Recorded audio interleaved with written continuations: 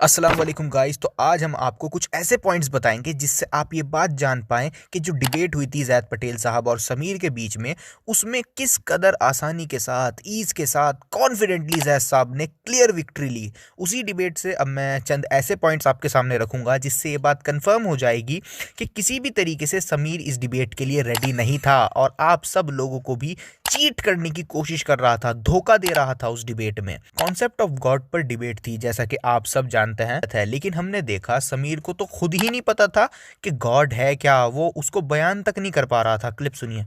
मैंने कहा है कि मैं कोई क्रिएटर में बिलीव करता हूं, बट वो क्रिएटर कैसा है मैं उसका बयान नहीं कर सकता, क्योंकि मैं नहीं समझता हूं बीइंग अ क्रिएशन कि मैं अपने क्रिएटर को बयान कर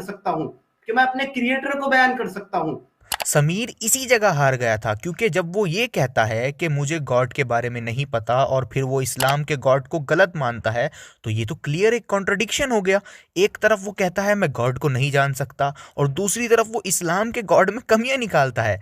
तो इसका मतलब वो गॉड को जानता है, तभी तो वो इस्लाम के कॉन्सेप्ट को गलत कह रहा है। तो समीर यही हार गया था। और ये भी शुक्र करें, समीर ने इस बात को डिबेट में ही मान लिया था कि कोई क्रिएटर है। क्लिप सुनिए। या अब मैंने ये तो अग्री कर लिया है कि बिल्कुल क्रिएटर है, वरना कुछ समय पहले तक तो वो किसी गॉड के कॉन्सेप्ट को मानने को ही रेडी नहीं था। क्लिप सुने।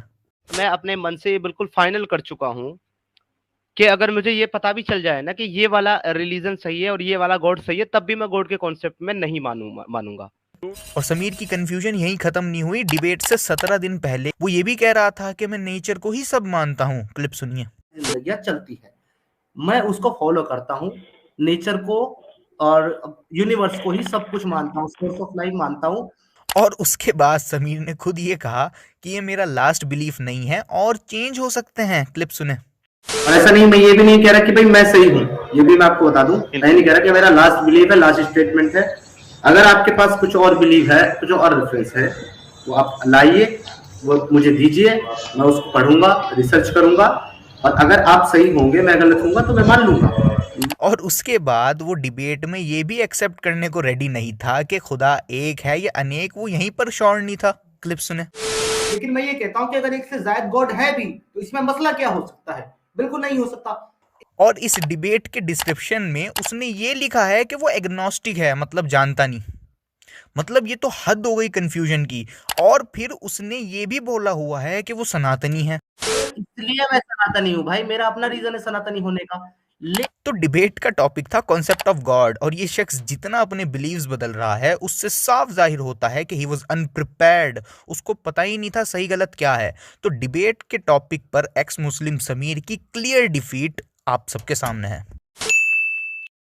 Fake references. जी हाँ, आपने सही सुना। एक डिबेट चल रही है जिसमें एक ईमानदार शख्स हर चीज को सैकड़ों बार वेरीफाई करके लाता है, जिसमें एक शख्स एक्यूरेट से एक्यूरेट होने की कोशिश करता है। उसी डिबेट में समीर ने झूठे, फ्रॉड, फेक रेफरेंसेस दिखाए। और ऐसा कभी कभी हो जाता है कि एक आध रेफरेंस आपने गलती से गलत डाल दिया, गलत हो जाता है, ऐसा आ जाता है। लेकिन समीर के साथ तो हद ही हो गई। इतने फेक रेफरेंसेस के हद हो गई।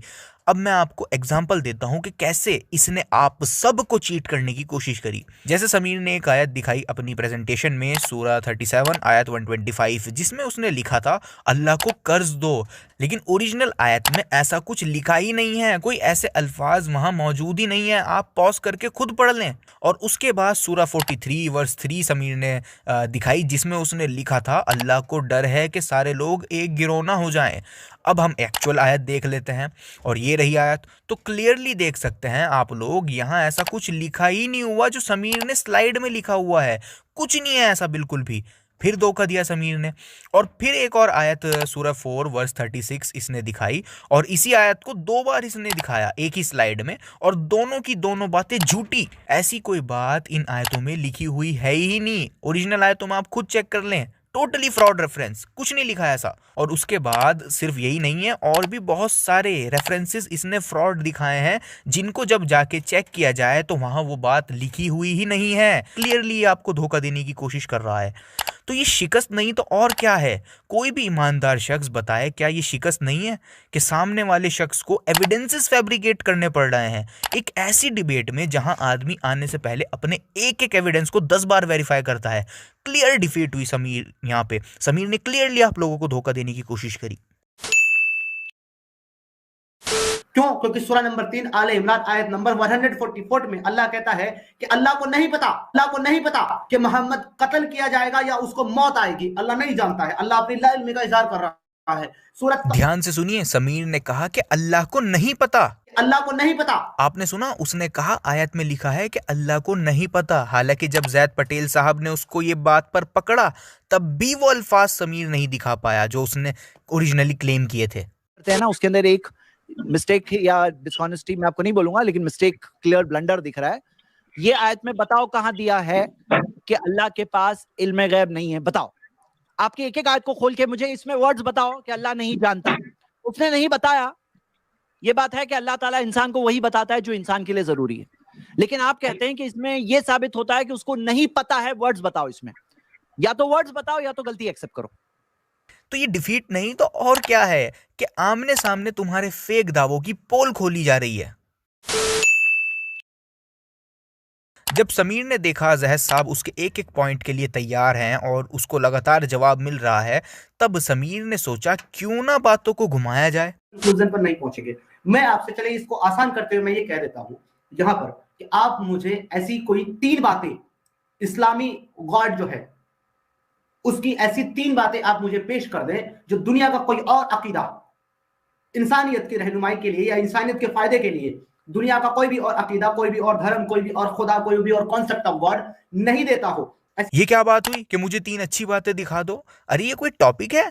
और सपोज करें अगर जहर साहब तुमको दिखा भी दें तो तुम एकदम ये कह दोगे कि मुझे ये बातें अच्छी नहीं लगी, कुछ और दिखाओ, क्योंकि मैं ना मानूं का तो कोई इलाज ही नहीं है। तो लिहाजा ये सब चीप टैक्टिक्स वो शख्स यूज करता है जिसको दिख रहा हो कि मैं डिबेट में करारी शिकस्त खा रहा हूं। तो ये भी क्लियर डिफीट थी समीर की। कुरान भी एक गॉड के कॉन्सेप्ट को नहीं मानता। Let me show you. यहां पर एक आपके सामने रेफरेंस है, सूरह अल अंबिया आया नंबर 21 वर्स नंबर 17। यहां पर अल्लाह अपने लिए हम का लफ्ज इस्तेमाल करता है। हम, यहां पर अल्लाह अपने लिए हम का लफ्ज इस्तेमाल करता है। ये इतना जाहिलाना क्वेश्चन था जिसकी हद नहीं है। मतलब बिना अरबिक समझे, बिना लैंग्वेज के यूज को समझे, बस एतराज पे एतराज किए जाना। मतलब राजा महाराजा भी खुद के लिए हम वर्ड यूज किया करते थे, तो क्या इसका मतलब ये हुआ कि वो भी मल्टीपल हुआ करते थे? Obviously no. मतलब ये एक ऐसा क्वेश्चन था जिसका जवाब देते टाइम जैद साहब को भी शर्म आ रही थी। कुरान में जो आपने नाहनु वाले आयतें बताई, तो अरबिक जुबान के अंदर नाहनु यानी प्लूरल जो है वो सिंगल के लिए भी आता है, और इन्ननी अनल्लाह भी है कुरान में कि मैं अल्लाह हूं, अना यानी मैं। तो नाहनु जो होता है वो प्लूरल के लिए, आप जानते हैं हिंदी जुबान हम बोलते हैं कि हम बोलते हैं, तो एक आदमी जैसे किंग वगैरह हो, कोई प्राइम मिनिस्टर, हम देखना चाहते हैं, अब वो सिंगल के लिए बोल रहा है हम, तो रॉयल प्लूरल जिसे कहते हैं, तो वो इस्तेमाल है, वो कोई समझना मुश्किल नहीं है। जब कुरान में क्लियरली दिया है कुल हुवल्लाहु अहद, कहो अल्लाह एक है, तो जब ये क्लियरली दिया है, मुझे क्या लगता है ना, ये एक फेक क्वेश्चन है। मतलब एक होता है ना कभी कभार कोई जेन्युइन सवाल लगता है जो रियली इस्लाम में है, तो हम लोग उसका जवाब दे, अच्छा लगता है, बट जो सवाल इस्लाम में है ही नहीं, आप ये हम का ये आपकी देखो, ग्रामर के बारे में भी है ना एक रूल है कि भाई कोई लैंग्वेज के कमेंट कर रहे हो तो उसका ग्रामर समझो, कोई एक्सपर्ट से पूछो कम से कम। इस तरह की इग्नोरेंस ये नहीं, मतलब शोभा नहीं देती है। मुझे पर्सनली ये लगता है कि ये शख्स ने ये पीपीटी खुद नहीं बनाई, किसी ने बिना रेफरेंसेस चेक करे बहुत ही पुअर रिसर्च के साथ इसको ये पीपीटी बनाकर दी है।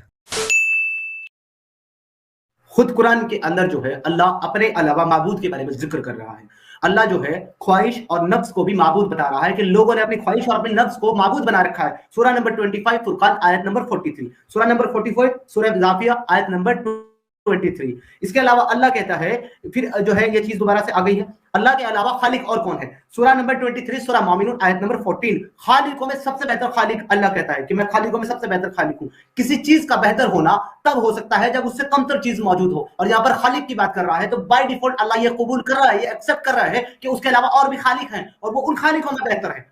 समीर ने पता नहीं क्या सोचकर ये सवाल रखा था, लेकिन हम जरूर सोच में पड़ गए थे कि कोई शख्स इस तरह की डिबेट में ऐसे आर्ग्यूमेंट्स कैसे रख सकता है। खैर, समीर की इस्लामिक नॉलेज एंड अंडरस्टैंडिंग के अकॉर्डिंग सिर्फ अल्लाह ही क्रिएट करता है। मतलब इंसानों ने जो इतना सब बनाया है वो सबके हम क्रिएटर नहीं हैं अकॉर्डिंग टू समीर। मतलब हमने फॉल्स गॉड्स के कॉन्सेप्ट को बनाया है तो ये भी तो एक तरह की क्रिएशन ही हुई।